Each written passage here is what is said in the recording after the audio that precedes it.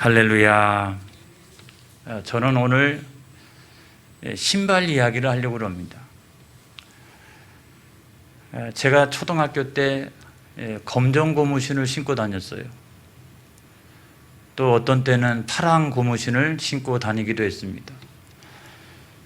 겨울에는 그 출처를 알 수 없는 그 시장표 막 운동화, 그거를 신고 다닌 기억이 납니다. 한 번은 서울에서 그 전학생이 왔습니다. 구두를 신고 있더라고요. 또 매우 귀해 보이는 그 운동화를 신고 있었습니다. 저는 다른 세계에서 온 사람이다 라고 생각을 했어요. 중학교에 올라갔습니다. 또 고등학교에 진학을 했습니다.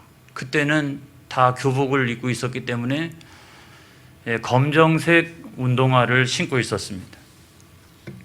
아무도 위화감을 느끼는 사람이 없었어요. 누구든지 다 똑같은 신발을 신고 지내니까.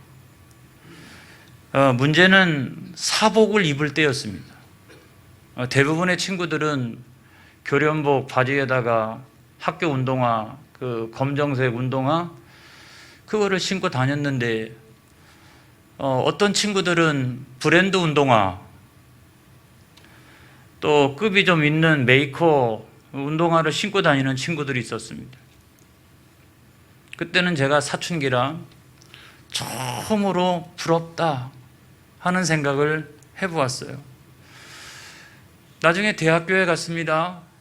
그때는 토종 브랜드 또는 뭐 준 메이커 또는 시장표 막 운동화, 그런 것들을 막 신고 다녔어요. 다국적 기업이 생산하는 그 유명 브랜드를 절대 신지 않았어요. 막 적개심 같은 게 있었어요.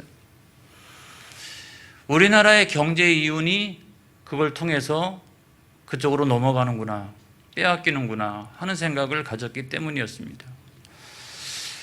이처럼 신발이라고 하는 것은 이제 그 사람의 신분을 나타냅니다. 그리고 부유함의 정도를 나타내기도 하고, 또는 심지어는 그 사람의 사상이나 철학이나 이런 것들을 반영하기도 합니다. 전체적으로 보면은 살아온 흔적을 나타내는 거죠. 살아온 흔적, 어떻게 살아왔느냐, 이거를 잘 보여주는 것이 저는 신발이라고 생각을 합니다. 근데 성경에도 보니까요, 신발 이야기가 있더라고요. 맨 먼저 나오는 그 가장 대표적인 신발 이야기는 신을 벗어라 하는 거예요. 신을 벗어라. 출애굽기 3장 5절에 있는 말씀을 보겠습니다. 다 같이 시작. 하나님이 이르시되 이리로 가까이 오지 말라. 내가 선 곳은 거룩한 땅이니 내 발에서 신을 벗으라. 할렐루야. 하나님께서 모세에게 하셨던 말씀이에요. 모세를 부르셨을 때 미디안 광야에서 하신 말씀이었습니다. 그때 모세는 그 장인의 양떼를 치고 있었는데요. 그 양떼를 치면서 이렇게 보니까 어느 날 가시나무 떨기에서 불이 막 붙어 있는 거예요. 그런데 이상하다고 생각한 것은 뭐냐면, 불이 그렇게 붙어 있는데도 불구하고 가시나무가 타지 않는 거예요. 너무나 이상하다 생각해서 조금씩 가까이 가는데 그 불꽃 가운데서 하나님의 음성이 들려왔습니다. 모세야, 모세야 부르시는 음성이었어요. 그리고 하나님께서 세 가지를 말씀하셨어요. 내게 가까이 오지 마라. 내게 가까이 오면 안 된다. 그리고 이것은 거룩한 곳이다. 내 발에서 신을 벗으라. 그러지 않으면 너 죽는다. 그런 의미를 가지고 신을 벗으라고 말씀하셨어요. 그때 당시 신이라고 하는 것이야 뻔한 거죠. 고대 근동의 목동들이 보통 신는 신이었기 때문에 구두도 아니었고 무슨 운동화도 아니었고, 그 신이라고 하는 것은 무슨 샌들 같은 거였지 않습니까? 이렇게 끈으로 묶어놓은 샌들, 그거를 이제 동물 가죽으로 만들었기 때문에 무지무지하게 즐겨요. 엄청나게 즐겨요. 그거 하나 있으면 봄, 여름, 가을, 겨울 그냥 몇 해 동안은 그냥 신을 수 있는 그런 신발이죠. 그리고 위에다가는 끈으로 이렇게 둘둘 말아가지고 묶어놨기 때문에 웬만해서는 벗겨지지가 않습니다. 참 벗기기가 어려워요. 이 신을 벗어라. 그래야 하나님과의 영적인 교제가 가능하다. 하나님께서는 이것을 말씀해 주신 거예요. 신을 벗으라고 하는 말은 여러 가지 의미가 있습니다만은 그 가운데 첫 번째는 뭐냐면 그래야 하나님께서 너를 인도해 주신다. 이런 뜻을 가지고 있어요. 여러분, 지금까지 내가 내 신발을 신고 살아왔어요. 내 사상이나 철학이나 생각이나 주관이나 이걸 가지고 살아왔습니다. 그런데 너 그거 벗지 아니하면 안 돼. 새 신을 신어야 돼. 그래야 내가 너를 인도할 수 있어 라고 하나님께서 말씀하시는 거예요. 여러분, 지금까지 모세가 80년을 살아왔습니다. 왕자로서 40년, 또 목동으로서 40년 그렇게 살아왔는데 그 죽어라고 열심히 공부도 하고 아무튼 노력하고 살아왔는데 그 결과가 뭡니까? 목동을 폄훼하는 것은 결코 아니에요. 그럼에도 불구하고 외로운 광야에서 아무도 주목하지 않는 그곳에서 홀로 양을 치는 그런 목동이었습니다. 하나님 손에 붙들리고 난 다음엔 어떻게 되었습니까? 그는 위대한 출애굽의 지도자가 된 줄로 믿습니다. 너는 내 발에서 신을 벗어야 돼. 그거 안 벗으면 내가 너를 인도해 갈 수가 없어. 그러니까 제발 벗어, 제발 벗어. 내 발에서 신을 벗어. 이거를 하나님께서 말씀하신 거죠. 두 번째로는 자기의 뜻을 포기하고 하나님의 뜻대로 살아라 하는 거예요, 여러분. 이 신을 벗는 가장 중요한 이유 가운데 한 가지가 바로 이거예요. 고대 근동에서는 어떤 풍습 같은 게 있었어요. 그건 뭐냐면 내가 다른 사람 앞에서 내 신을 벗는다라고 하는 것은 그 사람 앞에서 내 소중한 권리를 포기한다는 거예요. 그 사람에게 나를 항복시킨다라고 하는 말이에요. 그러니까 나의 소중한 권리 같은 게 있지 않습니까? 내가 막 요구할 법한 그런 권리, 내 생각이나 주장이나 요구나 판단이나 이런 것들이 있지 않습니까? 이거를 내가 당신 앞에서 포기한다는 거예요. 내가 그걸 항복한다는 거예요. 그런데 누구 앞에서? 우리는 믿는 사람들이니까 하나님 앞에서 나는 포기하겠습니다.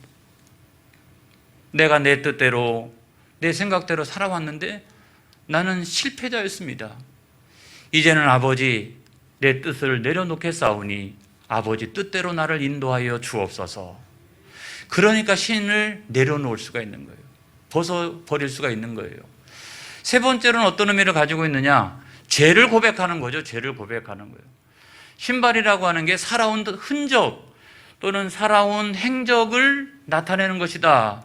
제가 이렇게 말씀을 드린 바가 있잖아요.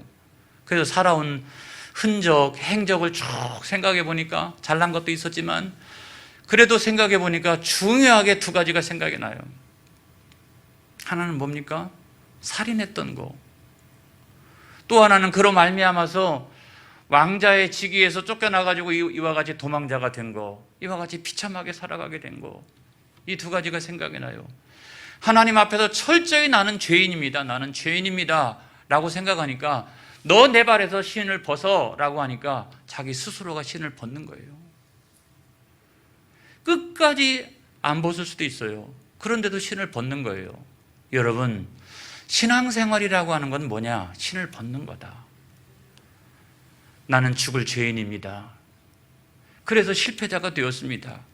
나의 뜻대로 마옵시고 아버지 뜻대로 나를 인도하여 주옵소서. 여러분, 이것이 신앙생활 아니겠어요? 그래서 어떤 사람이 신앙생활을 잘하느냐 또는 못하느냐라고 하는 것은 바로 여기에 달려있는 거예요. 고래 심줄처럼 끝끝내 신발을 벗지 않겠다라고 하면 신앙생활을 제대로 할 수 없어요. 왜냐하면 하나님과의 영적인 교제를 이룰 수가 없기 때문에 그래요. 그러니까 신앙생활의 출발점이 잘못되어 있기 때문에 그래요. 신앙생활의 기초가 잘못되어 있기 때문에 거기는 어떤 것도 세워질 수가 없는 거예요. 하나님과의 교제가 없는데 거기에 무슨 영적인 유익이 있고 신앙생활에 무슨 성장이 있겠어요. 그래서 여러분, 신앙생활하는 내내 우리가 잘해야 될 것은 뭐냐면 주님께서 우리에게 내 발에서 신을 벗으라. 매 주일마다 새벽 예배마다 우리가 말씀을 볼 때마다 내 발에서 신 좀 벗어. 그래야 내가 너를 인도하지. 그렇게 말씀하실 때마다 내 스스로가 아멘 주 예수여 하면서 그 신을 벗을 수 있는 사람이 되시기를 주의 이름으로 축원합니다. 할렐루야. 제가 오늘 말씀드리려고 하는 핵심은 그 다음부터입니다. 문제는 뭐냐면 그래서 우리가 예수를 믿었어요. 예수를 믿었는데 그럼에도 불구하고 계속 신을 벗지 않으면 강제로 신 벗김을 당할 수가 있다라고 하는 것이 오늘 성경 말씀이에요. 대단히 죄송한 말씀입니다만은 오늘 성경 말씀은 우리들에게 그것을 이야기해 주고 있는 거예요. 신명기 25장 9절에 있는 말씀을 보겠습니다.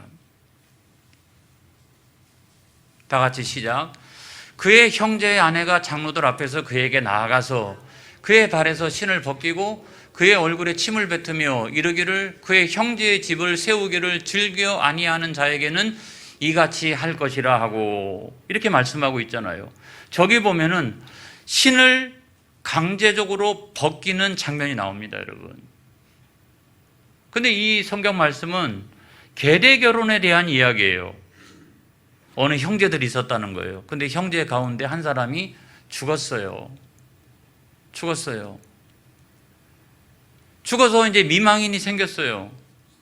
근데 그 미망인을 어떻게 할 거냐라고 하는 것이 이제 오늘 우리가 읽었던 그 성경의 말씀에 있는 내용이에요. 여러분, 그 미망인을 나머지 산 형제에게 시집 보내라, 결혼시켜라, 이런 얘기잖아요. 오늘날과 같으면 있을 수 없는 일이죠, 그렇죠? 근데 그 계대 결혼을 말씀하셨던 가장 중요한 이유가 있어요, 여러분. 뭐가 중요했냐면 그때는 고대 노예제 사회잖아요. 봉건제 사회잖아요. 그렇죠? 이러기 때문에 그때의 모든 생산력에 가장 중요한 건 노동력이었다고요. 노동력. 그때는 그냥 이렇게 곡괭이를 가지고 일을 하는 거잖아요. 그게 생산력이지 오늘날처럼 무슨 산업혁명 이후에 어떤 기계들이 있는 대량 생산 그런 시대가 아니었잖아요. 그러니까 노동력이 얼마나 많이 있느냐에 따라 가지고 그의 가문이 번성해 갈 수도 있고 노동력이 없으면 그의 가문이 쫄딱 망하는 거잖아요. 그래서 중요한 법 가운데 하나는 뭐냐면 자손이 번성해야죠. 형제들이 많아가지고 일할 식구들이 많고 며느리들 그다음에 또 손자녀들을 많이 둬가지고 노동력을 많이 확보하는 것이 굉장히 중요한 일이었다고요. 그게 가문을 번성시키는 일이었어요. 그런데 이제 형제가 하나 죽었다라고 하면 그 형제의 후사를 잇는 일이 그만큼 중요했어요. 후사를 잇는 일이. 그래서 그거는 노동력을 손실하는 것은 저주요, 노동력이 많이 확보되어지는 것은 축복이기 때문에 어떻게든지 간에 아무튼 그 후사를 잇도록 했던 거예요. 그래서 조선시대 같은 경우는 양자를 두는 일을 많이 했잖아요. 조선시대는. 그래야지 아무튼 후손을 잇게 하는 거잖아요. 근데 이스라엘은 어떤 방법을 통해서 했느냐? 계대 결혼을 했어요. 계대 결혼. 그래서 죽은 형제가 있다면 그 미망인을 산 형제와 결혼을 시키는 거죠. 결혼을 시키는 거예요. 살아있을 때 아마 그렇게 했다라고 그러면은 돌 맞아 죽을 일이죠. 살아있을 때. 죽었으니까, 형제가 죽었으니까 그 미망인을 나머지 형제하고 결혼을 시키는 거죠. 그게 왜 그랬을까? 다른 게 아니라 첫 번째로는 그 미망인을 경제적으로, 신체적으로 보호하기 위함이었어요. 죽은 형제만 저주를 받은 게 아니었어요. 내가 자식을 못 낳았다. 그 죽은 형제와 결혼해가 내가 자식을 못 낳았다라고 하면 자기네 집으로 돌아가도 저 여자는 저주받은 여인이야. 이렇게 취급을 받기 때문에 다른 남자를 만나기가 쉽지 않았다는 거예요. 그래서 경제적으로나 신체적으로 이 여자를 보호할 수 있는 길이 별로 없어요. 두 번째로는 뭐냐면 이제 이래서 이 여자 미망이를 이제 집에서 내보내게 될 때 그냥 내보내겠어요? 웬만큼 재산을 좀 떼가지고 이렇게 나가라. 그래, 너희 집으로 돌아가라. 그렇게 했겠죠. 그렇게 하면 대가족 제도 전체에서 보게 되면은 재산에 큰 손실이 발생할 수 있어요. 만약에 이 여인이 그 한몫 재산을 떼가지고 나가가지고 이방인하고 결혼했다라고 하면 이 이스라엘 공동체의 소중한 재산이 누구에게로 가요? 이방인에게로 가요. 그러니까 재산상의 큰 손실을 방지할 겸. 세 번째로는 뭡니까? 세 번째로는 나가서 그래도 동족을 만나면 괜찮은데 신앙이 하나도 없고 우상 섬기는 이방인을 만나면 어떻게 하나. 그래도 우리와 함께 살았던 식구인데 그런 생각이 있는 거예요. 그리고 가장 중요한 것은 자손의 후사를 잇는 거예요. 이게 가장 중요한, 그때 당시에 복 가운데 가장 중요한 복 가운데 한 가지가 바로 그거였다는 거죠. 그래서 계대 결혼을 시킨 거예요. 그리고 나머지 형제들은 그걸 아주 마땅한 의무라고 생각을 했습니다. 그거를 거절하는 사람들은 거의 없었어요. 이 공동체를 위해서 여러 가지 이유가 있어서 이와 같은 마땅한 의무를 내가 수행해야 된다라고 생각을 해서 그거를 거부하는 사람들이 거의 없었어요.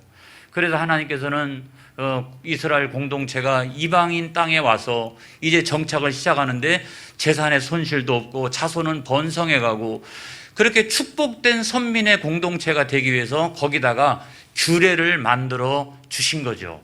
할렐루야. 규례가 바로 거기서 나온 거예요. 그래서 이 규례라고 하는 것은 공동체를 유지하고 발전시키기 위해서 법도 나온 거고 그거를 유지하기 위해서 규례를 하나님께서 세워주신 거죠. 그러니까 이건 굉장히 좋은 거란 말이죠.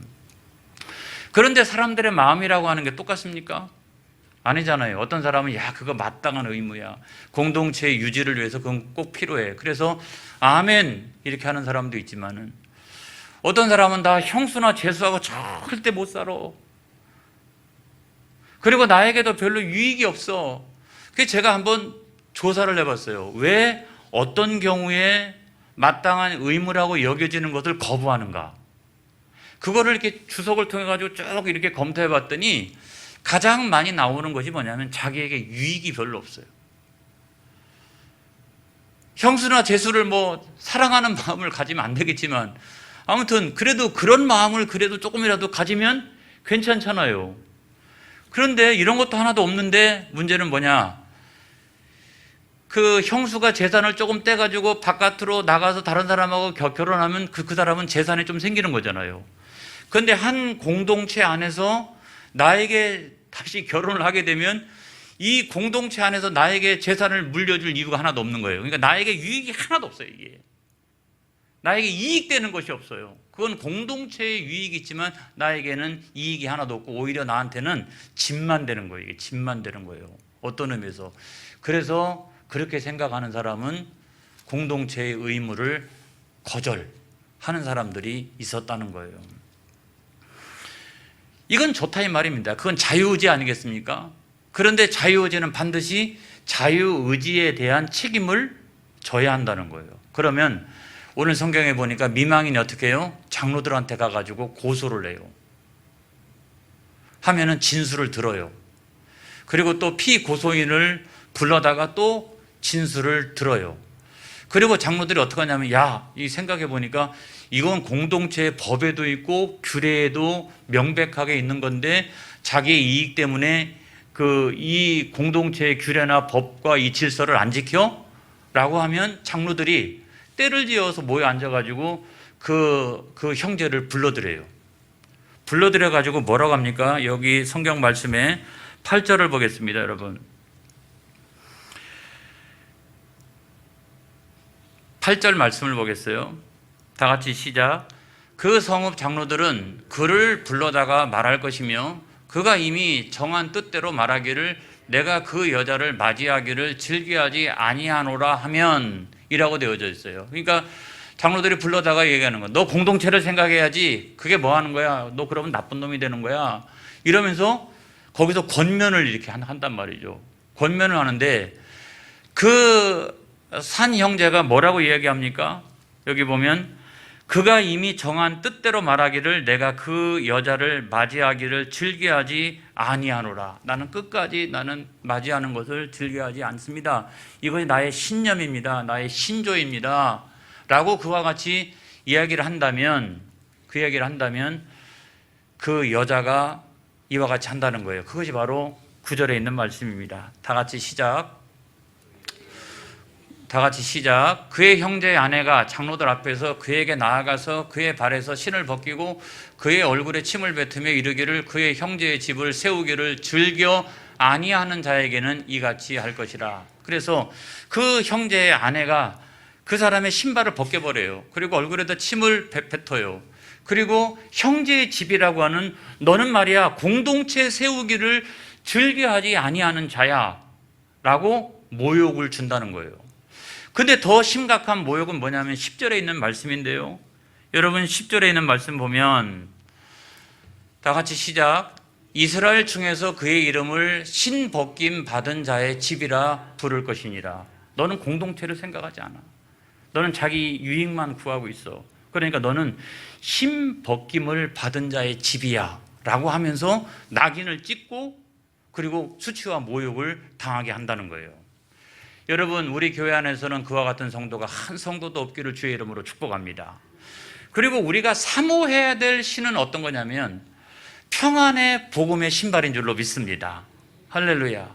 이거는 우리가 막 사모해야 되는 거죠.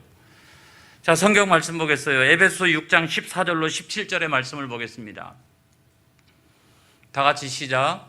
그런즉 서서 진리로 너희 허리띠를 띠고 의의 호심경을 붙이고 평안의 복음이 준비한 것으로 신을 신고 모든 것 위에 믿음의 방패를 가지고 이로써 능히 악한 자의 모든 불화살을 소멸하고 구원의 투구와 성령의 검 곧 하나님의 말씀을 가지라. 할렐루야. 그래서 우리가 사모해야 될 것은 뭐냐면 평안의 복음의 신발이라는 거예요. 이거는 두 가지 의미를 가지고 있는데요. 하나는 뭐냐면 복음을 전하는 인생, 복음을 전하는 신발이 되어라 이런 거죠. 그리고 또 하나 중요한 것은 뭐냐면 복음이 우리에게 주는 평안을 누리면서 살아가라. 할렐루야. 그런 신발을 신어라 이런 말이죠. 그리스도 예수 안에서 우리에게 평안을 주신 줄로 믿습니다. 아무것도 염려하지 말라고 말씀하고 있어요. 그 염려를 가지고 너의 키를 한 자나 더 할 수 있느냐? 아무리 전전긍긍하면서 염려한다 할지라도 우리의 키를 한 자나 더하게 할 수 없다는 거예요. 염려하지 말아라. 내가 너를 도와줄게. 그리고 주님은 우리에게 구원을 주셨습니다. 영생을 주셨습니다. 천국을 주셨습니다. 가장 본질적인 문제가 해결이 되어졌어요. 그래서 세상 것 가지고 마음 흔들리지 마라. 평안을 빼앗기지 마라. 그래서 복음이 주는 그 평안의 신발을 신고 살아가라. 할렐루야. 그래서 우리가 늘 신어야 될 그 신발이라고 하는 것은 평안의 복음의 신발이라는 거예요. 우리에게 모든 성도들은 신발을 다 벗고 이 평안의 복음의 신발을 신고 이 성전을 떠나가는 저와 여러분 되어지기를 주의 이름으로 축복합니다. 축복합니다. 기도하겠습니다.